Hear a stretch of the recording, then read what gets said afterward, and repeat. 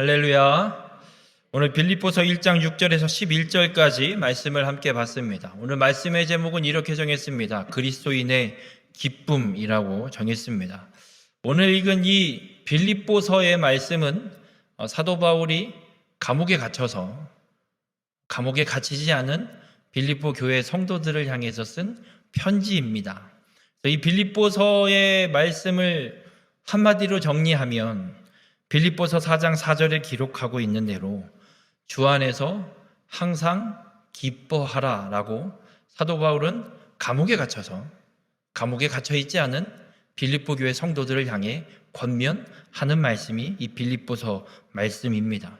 우리 모든 성도님들 오늘 말씀을 통해서 그리스도의 기쁨을 깨달으시고 우리 모두가 주 안에서 항상 기뻐하는 귀한 축복의 삶이 되시길 주님의 이름으로 축원합니다. 오늘 읽진 않았지만 오늘 빌립보서 1장 3절에 보면 사도 바울이 이런 고백을 빌립보 교회 성도들을 향해 합니다. 내가 너희를 생각할 때마다 나의 하나님께 감사하며 기록하고 있습니다. 사도 바울이 무슨 일 때문인지 모르겠지만 빌립보 교회 성도들을 생각만 하면 하나님한테 감사합니다. 그냥 생각만 해도 감사합니다. 도대체 무슨 일이 있었길래 뭐 때문에 그런지 아무튼 하나님께 감사한다라고 사도 바울은 고백합니다. 그 이유에 대해서 5절에 사도 바울은 또 이렇게 이야기합니다. 너희가 첫날부터 이제까지 복음을 위한 일에 참여하고 있기 때문에 내가 너희를 생각할 때 빌립보 교회 성도들 당신들을 생각할 때마다 하나님 앞에 너무나 감사합니다라고 고백하고 있습니다. 빌립보 교회가 개척이 되고 설립이 되고 성도들이 모이고 예수 그리스도를 믿고 회심하는 자들이 모이기 시작하면서부터 그리고 지금 바울이 감옥에 갇혀서 이 빌립보 성도들을 교회 성도들을 향해 편지를 쓰고 있는 지금까지 이들이 복음을 위한 일에 쉬지 않고 끊임없이 참여하고 있기 때문에 사도 바울이 빌립보 교회 성도들을 생각할 때마다 하나님께 감사하다라고 고백하고 있습니다. 이 빌립보 교회가 사도 바울에게는 좀 특별한 교회이기도 합니다. 사도행전 16장에 보면 사도 바울이 2차 전도 여행 때 이 빌립보 성의 성읍에 가서 복음을 전하면서 이 빌립보 교회의 처음 시작 이야기가 기록이 되어 있습니다. 원래 바울의 계획은 비두니아로 가려고 계획을 세우고 이동을 하려고 했지만 성령님께서 그 길을 막으시고 마게도냐에 대한 환상을 하나님이 바울에게 보여주십니다. 그래서 바울이 내가 비두니아로 가는 게 하나님의 뜻이 아니라 마게도냐로 가는 게 하나님의 뜻인가 보구나. 그리고 마게도냐를 향해서 지역을 향해서 발길을 옮깁니다. 그리고 이 마게도냐 지역에 처음으로 도착한 성읍이 바로 빌립보 성입니다. 이곳에서 바울이 만난 사람이 있습니다. 옷감 장사 루디아를 만납니다. 이 루디아가 바울을 만나서 복음을 듣고 회심을 하고 자신의 집을 모임의 장소로, 예배드리는 장소로, 기도하는 장소로, 말씀을 전하는 장소로 사도 바울에게 내어줍니다. 처음 빌립보 교회 예배 처소가 마련된 사건이기도 합니다. 그렇게 이 빌립보 성읍에서 사도 바울이 복음을 전하고 사역을 감당하는 중에 점치는 한 여종을 만납니다. 귀신 들린 사람이지요. 귀신 들려서 아주 용하게 점을 쳐서 그 여종을 데리고 있는 주인이 이 귀신 들린 소녀 이 여종을 점치게 해서 돈을 어마어마하게 잘 벌고 있었습니다. 근데 사도 바울이 그 여종을 보고 귀신 들린 여종의 귀신을 내쫓아서 고쳐주게 됩니다. 그래서 이 여종은 더 이상 점을 칠 수가 없습니다. 이 여종의 주인이 화딱질이 났습니다. 내 돈줄을 끊어버려. 그리고 바울과 실라를 고소합니다. 그래서 바울과 실라가 복음을 전하다가 귀신 들린 자의 귀신을 내쫓아줬다고 억울하게 감옥에 갇힙니다. 근데 감옥에 갇혀서 사도 바울과 이 실라가 가만히 있는 게 아니라 밤중에 또 하나님을 향해 찬양합니다. 그때 옥터가 움직이고 옥문이 열리는 역사가 일어납니다. 잠자다가 깜짝 놀란 간수가 옥문이 다 열려져 있는 걸 보고 어머나 죄수들이 다 도망갔네. 난 인진 죽은 목숨이다. 그리고 자결을 하려고 할 때 바울이 소리칩니다. 우리 도망가지 않고 여기 있으니 자결하지 말라고. 그리고 그 간수가 사도 바울 앞에 굴복하고 그리고 복음을 받아들이고 바울과 실라를 자신의 집에 모시고 가서 식사 대접을 하고 온 가족이 복음을 듣고 예수 그리스도를 믿어 세례를 받는 놀라운 역사가 일어난 곳이 빌립보 지역입니다. 그리고 그곳에 세워진 곳이 빌립보 교회입니다.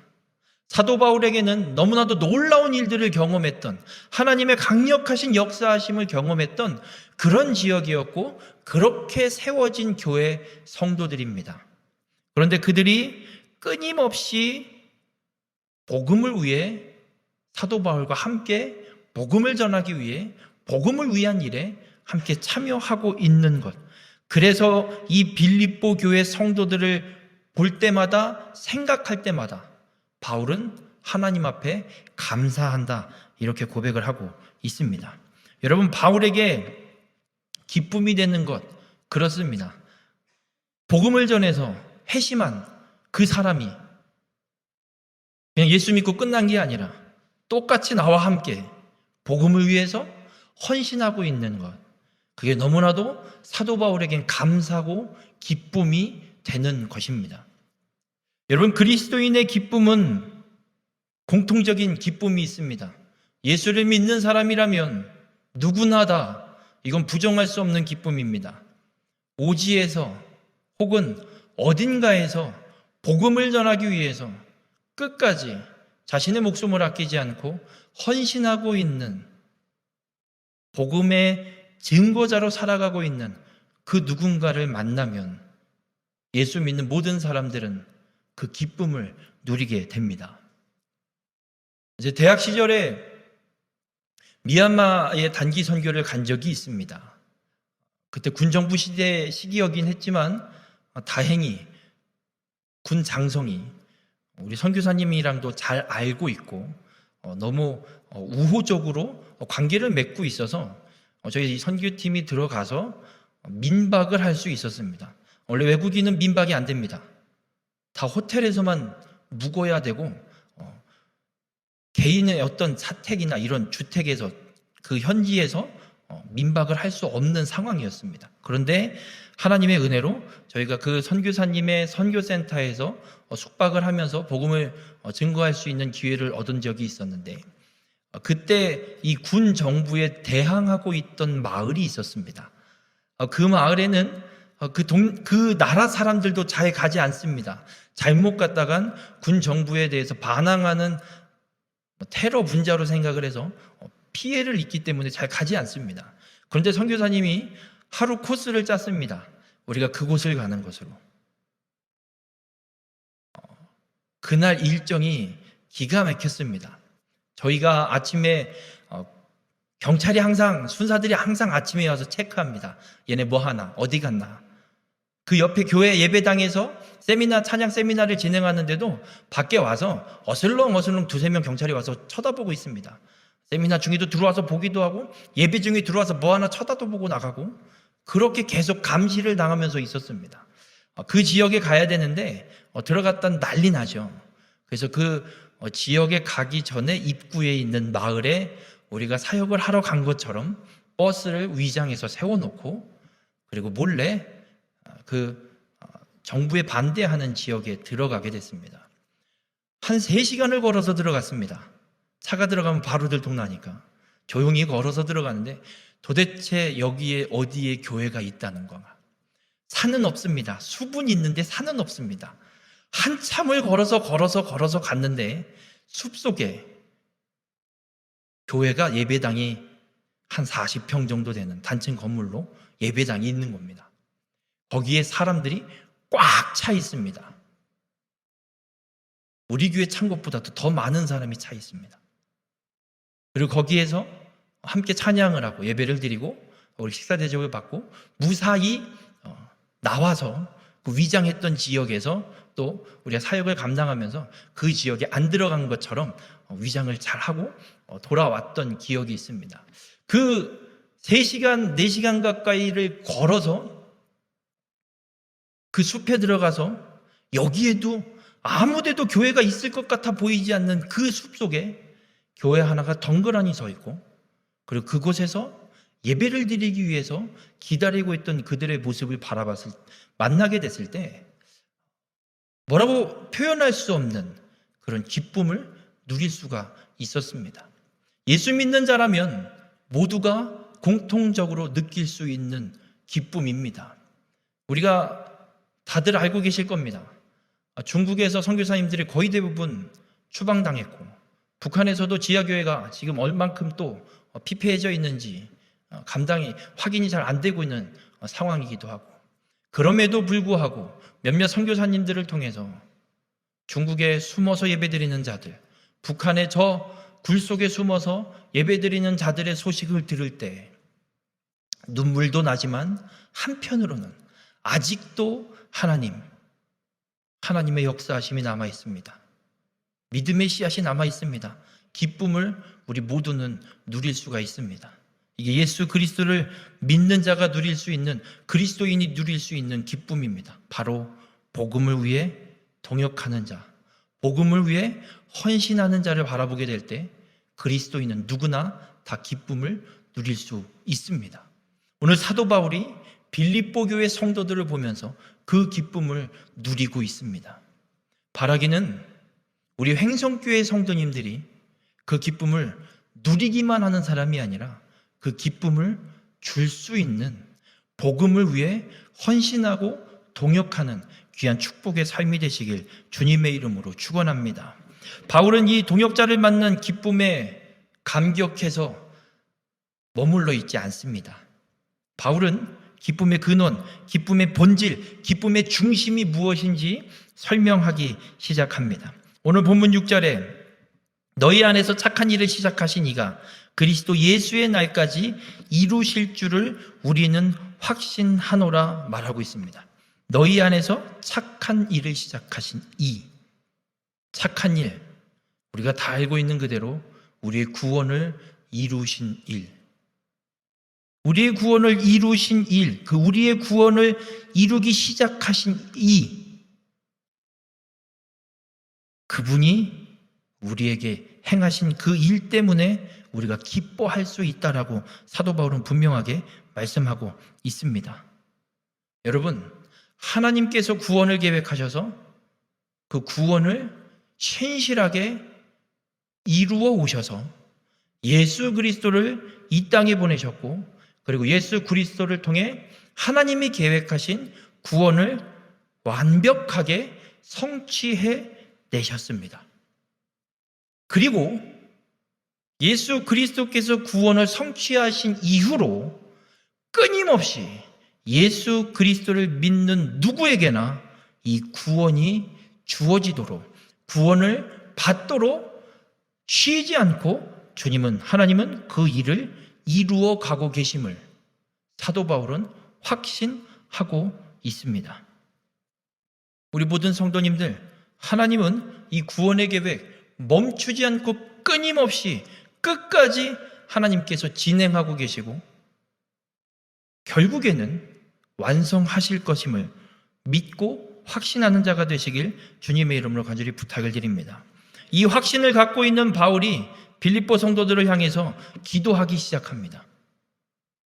하나님께서 착한 일을 시작하셔서 그 구원을 시작하셔서 성취하시고 지금 이후로도, 예수 그리스도 이후로도 구원을 이루어 가시는 그 하나님께서 분명하게 구원을 완성하실 그 확신을 갖고 빌립보 교회 성도들을 향해서 기도하는 것이 오늘 본문 9절에 내가 기도하노라 너희 사랑을 지식과 모든 총명으로 점점 더 풍성하게 하사라고 기도하고 있습니다.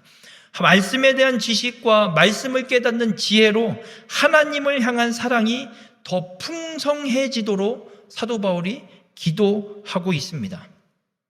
왜 하나님의 사랑이 풍성해져야 되느냐? 본문 10절에 너희로 지극히 선한 것을 분별하며 또 진실하여 허물 없이 그리스도의 날까지 이르고 이야기하고 있습니다. 여러분, 지극히 선한 것이 무엇인지를 분별해야 무엇이 기쁨이고 무엇이 기쁨이 아닌지 분별하고 깨달을 수 있습니다. 사도 바울은 빌립보 교회 성도들을 향해서 분명하게 기도하고 있습니다. 하나님께서 계획하신 대로 이 구원의 계획을 신실하게 완전하게 완성시키실 것인데, 그 확신 가운데 하나님의 사랑이 풍성해져서 지극히 선한 것, 절대 선이 뭔지를 분별하여 기쁨 안에, 주 안에서 항상 기뻐할 수 있기를 사도 바울이 빌립보 교회 성도들을 향해 위해서 기도하고 있습니다. 우리 모든 성도님들, 하나님은 태초에 구원을 계획하셨습니다. 어느 날 갑자기 계획하신 게 아닙니다.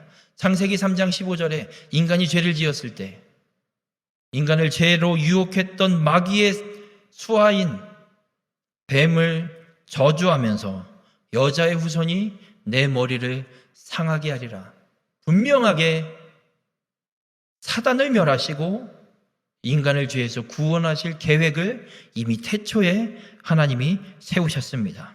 그리고 예수 그리스도를 통해서 그 영원한 구원을 하나님이 성취해 주시고 이루어 주셨습니다. 이 진리를 주님은 우리에게 이 성경 말씀을 통해서, 하나님의 말씀을 통해서 우리에게 분명하게 알려주셨습니다. 우리는 이 말씀을 통해, 이 말씀의 지식과 말씀을 깨닫는 지혜를 통해 우리는 하나님의 구원의 계획을 알게 되었습니다. 우리 모든 성도님들, 하나님의 이 구원의 계획 언제까지 지속되느냐, 언제 완성이 되느냐, 본문 6절에 분명하게 선언합니다. 그리스도 예수의 날까지 이루실 줄을 우리는 확신하노라. 하나님이 말 안 듣는다고 멈추시지 않습니다. 하나님이 우리가 잠시 넘어지고 쓰러졌다고 해서 멈추시지 않습니다. 예수 그리스도의 날까지, 그리스도께서 심판주로 이 땅에 다시 오시는 그 날까지 하나님은 영원한 구원 계획을 신실하게 성취하시고 이루어 가심을 믿고 확신하시길 바랍니다. 여러분, 하나님의 구원 계획이 성취되는 데 있어서 우리의 상황, 우리의 환경이 좌지우지하지 못합니다. 여러분, 한번 여쭤보겠습니다. 태풍 흰남노가 지나갔죠? 괜히 슈퍼 태풍이니 어쨌니 난리를 쳤습니다. 물론 피해가 있습니다. 그런데 예상한 것보다 바람 초속도 약했습니다. 최대 풍속 초당 60m, 근데 최대 풍속 초당 43m 정도 나왔다고 합니다. 생각보다 약했습니다. 그래서 난리가 났죠. 매미 때보다 차바 때보다 더한 피해를 입지 않겠냐, 대비를 해야 된다, 뭐 해야 된다, 난리를 쳤습니다. 여러분, 태풍이 그렇게 우리나라에 상륙한다고 해서 하나님의 구원 계획이 변동되지 않습니다. 우리의 재산이 태풍으로 인해서 피해를 입었을지라도 하나님의 구원 계획은 변함이 없이 예수 그리스도의 날까지 하나님이 이루시는 것을 믿고 확신하시길 바랍니다. 내 상태, 내 상황, 내 환경이 어떠냐에 따라서 하나님의 구원이 내게 왔다가 떠났다가 멈췄다가 다시 재개됐다가 이런 게 아닙니다. 내가 죽을 병에 걸렸든 병에 걸리지 않았든, 건강하든 건강하지 않든, 부요하든 쫄딱 망해서 쪽박차고 밖에 나가 길거리에 나앉게 되든 하나님의 구원 계획은 변함없이 신실하게 그리스도 예수의 날까지 하나님이 이루심을 믿으시길 바랍니다. 이 주님을 확신할 때, 신실하게 그리스도의 날까지 구원을 이루어 가시는 이 주님을 확신할 때 우리는 주 안에서 항상 기뻐할 수 있는 겁니다. 내 상황을 바라보면 기뻐할 게 뭐가 있습니까? 여러분의 환경을 바라보십시오. 기쁨이 나옵니까? 여러분의 환경이 기쁘지 않다라는 단적인 예를 하나 드릴게요. 마스크도 못 벗고 계시잖아요, 지금. 그러니 안 기쁘죠. 답답해 죽겠는데 이놈의 마스크 뭘. 환경을 바라보면 기쁠 수가 없습니다. 여러분이 갖고 있는 돈보다 더 많이 갖고 있는 사람이 이 세상에 널렸습니다. 안 기쁘죠? 내가 갖고 있는 부동산은 자꾸 곤두박질 치는데 옆집 누가 갖고 있는 부동산은 자꾸 2배, 3배 막 뛰고 있네. 안 기쁘죠? 우리의 환경과 상황은 기뻐할 수가 없습니다. 그러나 사도 바울은 우리에게 분명합니다. 하나님을 바라보면 우리는 주 안에서 기뻐할 수 있다고. 신실하게 구원의 계획을 멈추지 않고 신실하게 그 구원의 계획을 그리스도의 예수의 날까지 이루실 분, 그 하나님을 믿고 확신하고 바라보는 자는 주 안에서 기뻐할 수 있다. 항상 기뻐할 수 있다라고 사도 바울은 권면합니다. 여러분, 빌립보서를 사도 바울이 지금 어디서 쓰고 있다고 말씀드렸죠? 감옥에 갇힌 사람이 감옥에 갇히지 않은 자유로운 사람한테 주 안에서 항상 기뻐하라. 어떻게 기뻐하라? 감옥에 나와서나 이야기를 하지. 어떻게 할 수 있습니까? 바울은 감옥에 갇혀 있어도 하나님을 바라보기 때문에 기쁨의 본질이신, 기쁨의 근원이신 이 주님을 바라보고 있기 때문에 사도 바울은 감옥에 갇혀 있지만 감옥 밖에 자유롭게 살고 있는 성도들을 향해서 주 안에서 항상 기뻐하라라고 선언하고 권면할 수 있는 겁니다. 우리 모든 성도님들, 바울처럼 예수 그리스도가 우리의 중심이면 우리는 항상 주 안에서 기뻐할 수 있음을 믿으시길 바랍니다. 그런데 문제가 있습니다. 그래, 주님만 바라봐야지. 주님을 내 마음의 중심에 모시고 살아야지. 그러다가 뭐 문제 하나만 빵 터져버리면 순식간에 우리의 삶의 중심이 그 문제로 바뀌어버리는 게 문제입니다. 주 안에서 항상 기뻐하는 성도라면 문제가 와도 하나님의 영원하신 구원의 안에, 이 구원 안에 있다라는 걸, 하나님의 이 약속의 말씀에 있다라는 걸 믿고 그 말씀 위에 굳건히 서시는 우리 모든 성도님들 되시길 주님의 이름으로 간절히 부탁을 드립니다. 중심에 그리스도를 모시고 살아가고 싶은데, 구원의 기쁨을 갖고 살아가고 싶은데 문제가 터져서 내 중심에 문제가 찾아 들어올 때, 그럴 때 어떻게 대처해야 될까? 사도 바울은 우리에게 그 길에 대해서 이야기를 또 해주고 있습니다. 빌립보서 1장 14절에 보면 형제 중 다수가 나의 매임으로 말미암아 주 안에서 신뢰함으로 겁없이 하나님의 말씀을 더욱 담대히 전하게 되었느니라. 사도 바울이 감옥에 갇히니까 어떤 일이 일어났느냐? 형제 중 다수가, 예수 그리스도를 믿는 성도들 중에 많은 사람이 겁없이 주님을 신뢰함으로 복음을 전하는 일에, 하나님의 말씀을 전하는 일에 더욱 담대히 나가서 전하기 시작한답니다. 바울이 감옥에 갇혀버리니까 복음 전하는 사람이 갑자기 더 늘어난, 전도자들이 더 늘어난 꼴이 된 거예요. 제가 군대 가기 전에 저희 모교회에서 하고 있었던 일들이 정말 많았습니다. 교회 차운행을 했고요. 방송실을 봤고요.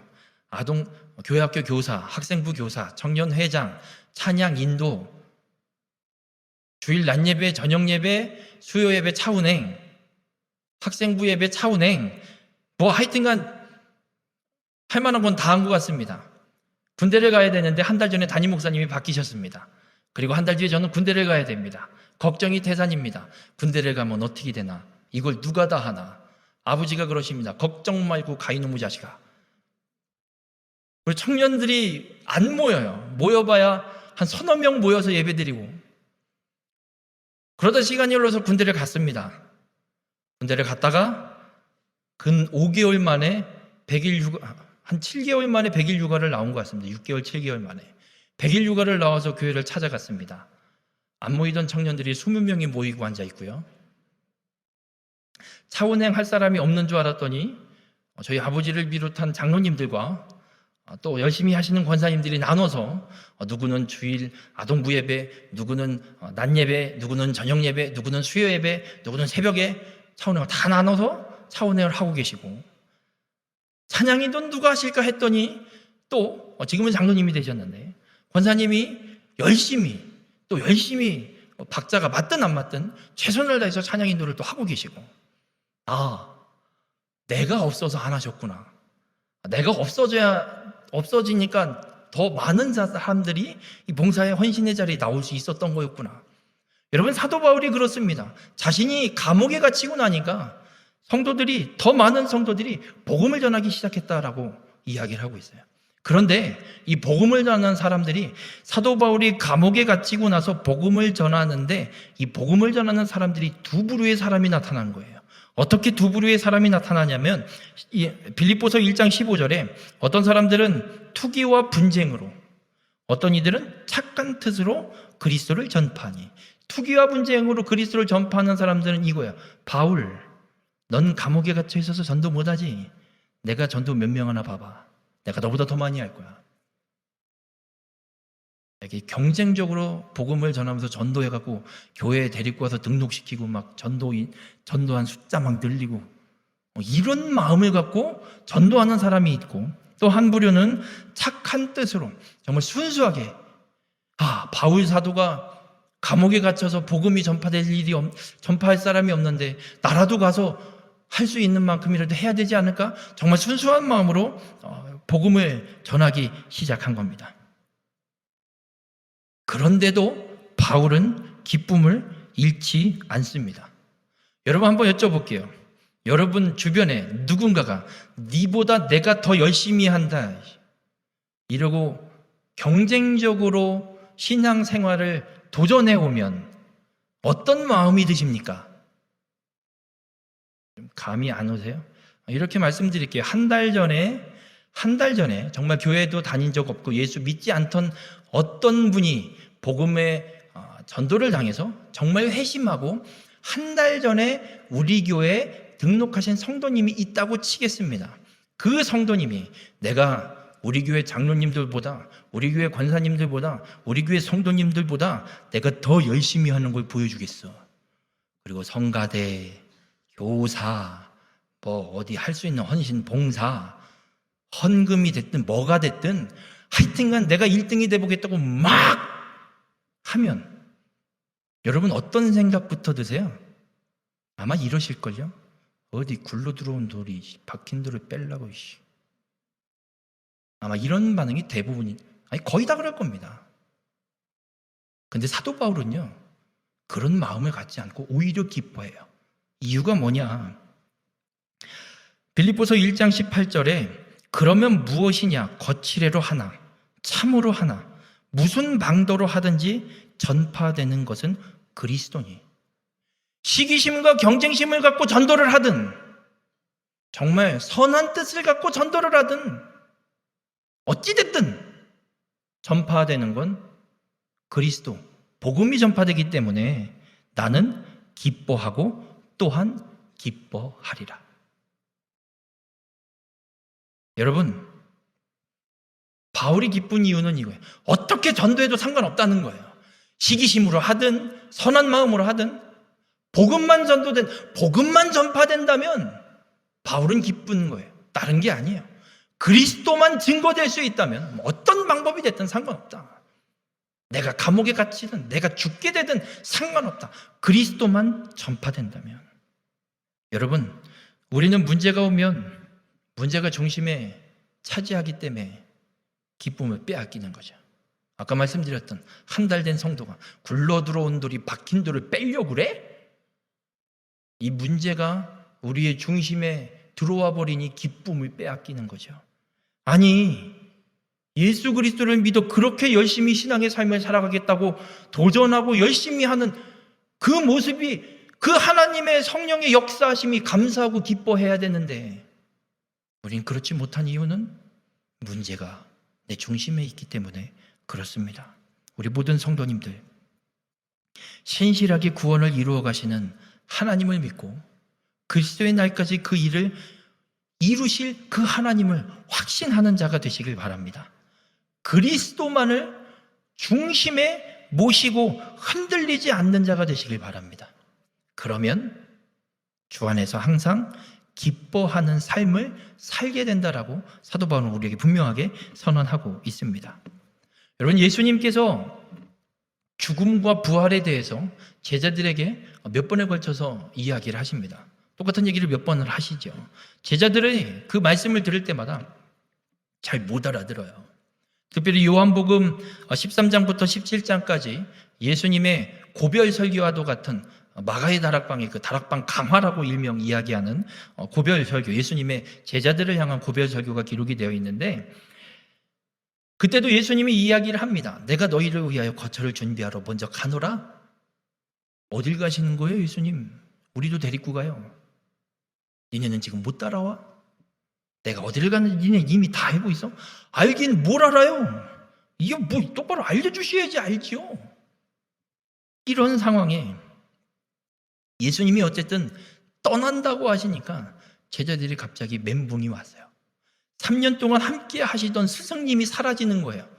우리가 따라갈 수 없대요. 나중에 때가 되면 온대요. 오래요. 예수님, 아니 스승님이 지금 없어지면 우리 보고 지금 어떻게 하라고요? 그때 예수님께서 그 두려워하며 근심하고 있는 제자들을 향해서 이렇게 요한복음 16장 22절에 말씀합니다. 지금은 너희가 근심하나 내가 다시 너희를 보리니 너희 마음이 기쁠 것이요 너희 기쁨을 빼앗을 자가 없으리라. 예수님이 말씀하신 이 구원의 성취는 예수님이 죽어야만 가능한 겁니다. 죽지 않으면 구원의 성취가 이루어지지 않습니다. 그리고 죽음으로 끝나는 것이 아니라 부활까지. 죽음 없인 부활도 없습니다. 예수님의 십자가의 죽음, 그리고 그 부활, 그리고 예수님이 부활하고 나서 끝나는 것이 아니라 하나님 보좌 우편으로 승천하셔서 우리를 들이실 거처를 예비하고 계시고, 그리스도의 날이 되면 예수님이 이 땅에 오셔서 우리를 주님이 계신 그 준비하신 그 거처로 들이신다라고, 인도하신다라고 주님은 우리에게 분명하게 말씀하고 있습니다. 여러분, 이 구원의 진리의 이 말씀, 이 구원의 은혜, 이 구원의 기쁨 누구도 못 뺐습니다. 암도 못 뺐습니다. 부도도 못 뺐습니다. 시기심, 질투심도 못 뺐습니다. 그 어떠한 것도 우리 구원의 기쁨 빼앗을 수 없습니다. 주님이 하신 말씀입니다. 예수 그리스도를 믿어 구원받은 이 구원의 기쁨, 그리스도인이 갖게 되는 이 기쁨, 어떤 것도 빼앗을 수 없습니다. 믿으시길 바랍니다. 의심하지 마시기 바랍니다. 주님의 말씀입니다. 우리 모든 성도님들, 주 안에서 항상 기뻐하는 삶을 살 수 있는 길 하나밖에 없습니다. 주님의 말씀을 믿는 것.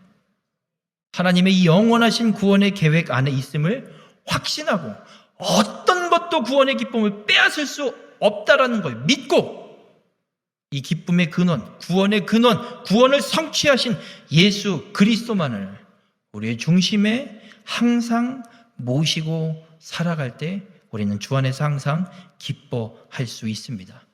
그러면 문제가 와도 기뻐할 수 있습니다. 암 진단을 받아도 놀랄 수는 있죠. 당황할 수 있어요. 그러나 그리스도가 내 중심에 계시면 구원의 기쁨은 변하지 않습니다. 빼앗을 수 없는 구원의 기쁨이에요. 어떤 육신의 질고도, 어떤 문제도 우리의 이 구원의 기쁨을 빼앗을 수 없습니다. 우리 모든 성도님들, 우리의 삶에 일어난 어떤 문제, 실패, 아픔 뒤로 밀어버리십시오. 내 중심에는 언제나 예수 그리스도. 한번 여쭤볼게요. 로또 1등 당첨됐다고 해볼게요. 그 로또 1등 당첨된 복권을 이 안주머니에 고이 간직하고 계시면 어떠실 것 같으세요? 그냥 실실 웃음이 나오겠죠? 로또 1등 당첨금 제세공감 저희 세금 다 제하고 45억이라고 할게요. 45억이 여기 들어있어요. 어떠실 것 같냐고요? 괜히 기분 좋으실 것 같죠? 아마 그냥 티 안 내고 싶어도 티가 날 거예요. 그 여기 있으니까. 고이 숨겨져 있으니까. 여러분, 그리스도의 이 구원의 기쁨이 그래요. 이 로또 1등 45억 당첨금과는 비교도 할 수 없어요. 이 로또 1등 당첨금 찾아서 쓰면 사라져요. 그러나 구원의 기쁨은 아무리 누려도 사라지지 않습니다. 우리 모든 성도님들, 우리 주님을 중심에 모시고 살 때 우리는 주 안에서 항상 기뻐하며 살아갈 수 있습니다. 내 삶에 일어난 그 어떠한 문제도, 어떠한 아픔도, 어떠한 고난도 이 구원의 기쁨을 빼앗을 수 없고, 오히려 하나님께서 나를 구원하셨다라는 확신을 갖게 하는 도구가 됨을 믿으시길 바랍니다. 주님을 그렇게 내 중심에 모시고 문제와 아픔과 고난은 다 뒤로 밀어버리고 주님만 내 안에 모시고 살아갈 때 우리의 인생은 주 안에서 항상 기뻐할 수 있는 역전이 일어나게 됨을 믿으시고, 우리 모든 성도님들이 기쁨의 근원이신 그리스도를 중심에 모시고 항상 기뻐하는 귀한 축복의 삶이 되시길 주님의 이름으로 축원합니다. 사도 바울은 이 기쁨에 대해서 우리에게 말씀하면서 미래를 향한 소망을 한마디 선언합니다. 오늘 본문 11절에 예수 그리스도로 말미암아 의의 열매가 가득하여 하나님의 영광과 찬송이 되기를 원하노라. 하나님의 사랑이 풍성해져서 말씀의 지혜, 말씀의 지식, 하나님을 더 깊이 알아감으로 하나님의 사랑이 풍성해져서 지극히 선한 것을 분별하는 자가 되어서 예수 그리스도로 말미암아 의의 열매를 가득 맺는 성도가 되는 것. 전에는 예수님을 제대로 알지 못할 때는 죄의 열매만 맺었습니다. 분쟁, 시기, 질투,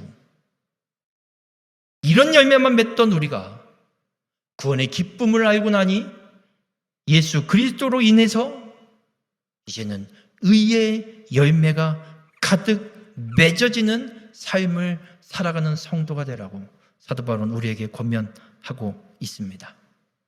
죄의 열매를 맺던 자가 의의 열매를 맺는 자로 변화되는 축복입니다.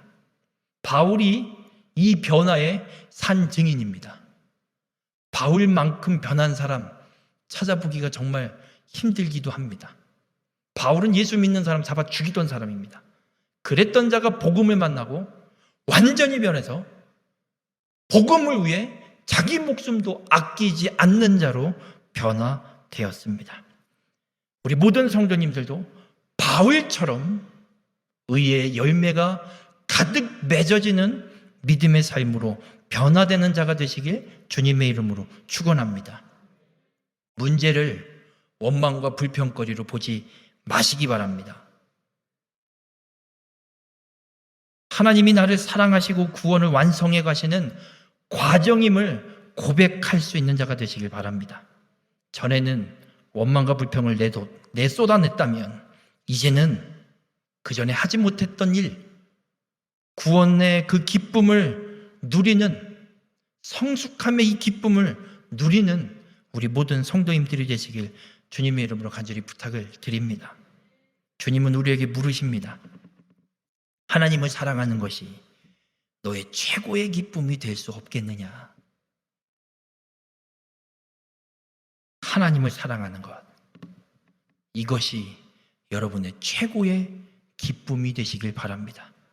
기쁨의 근원이신 예수 그리스도를 중심에 모시고 주 안에서 항상 기뻐하며 살아가는 우리 모든 성도님들이 되시길 주님의 이름으로 축원합니다. 기도하겠습니다. 사랑의 주님, 오늘 주님의 말씀을 통해 그리스도의 기쁨을 깨닫게 하여 주시니 감사를 드립니다. 주 안에서 항상 기뻐하라. 주님의 이 말씀이 우리의 심령에 분명한 확신을 갖고 그리스도만을 나의 중심에 모시고 살아감으로 주 안에서 항상 기뻐하는 귀한 축복의 삶이 되게 인도하여 주시옵소서. 어떤 문제와 역경과 고난과 아픔이 우리 앞에 놓이게 될지라도 우리를 구원하신 하나님의 과정임을 깨닫게 하셔서 누구도 빼앗지 못하는 구원의 기쁨을 누리며 살아가는 우리 모두가 될 수 있도록 주님 함께하여 주시옵소서. 세상에 수많은 기쁨이 있습니다. 자녀의 기쁨, 건강의 기쁨, 나의 사업의 기쁨, 나의 삶의 터전의 기쁨, 수많은 기쁨이 있지만 이제부터는 내 인생의 최고의 기쁨은 하나님을 사랑하는 기쁨임을 고백하오니 이 믿음, 이 기쁨, 이 우리의 결단이 변하지 않는 귀한 축복의 삶이 될 수 있도록 주님 함께하여 주시옵소서. 그래서 우리의 삶이 주 안에서 항상 기뻐하는 삶을 통해 이 땅 가운데 하나님의 거룩한 구원의 역사를 온전히 성취해가는 귀한 축복의 삶이 되도록 함께하여 주시옵소서. 이 모든 말씀 예수님의 이름으로 기도드렸습니다. 아멘.